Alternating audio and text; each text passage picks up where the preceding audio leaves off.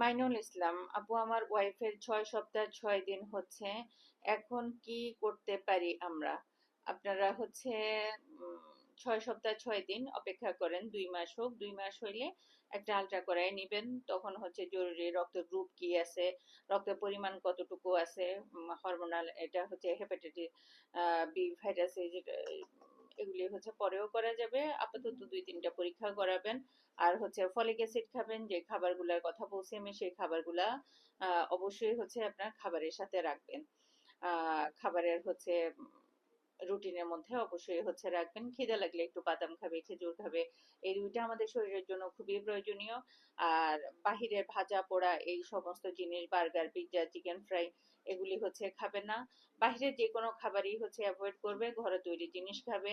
ফুচকা, চটপটি এগুলি খাওয়া যাবে না। বাহিরের এগুলি খেলে এগুলিতে হচ্ছে বিভিন্ন রকমের আহ টাইফয়েড, প্যারাটাইফয়েড এগুলি হইতে পারে।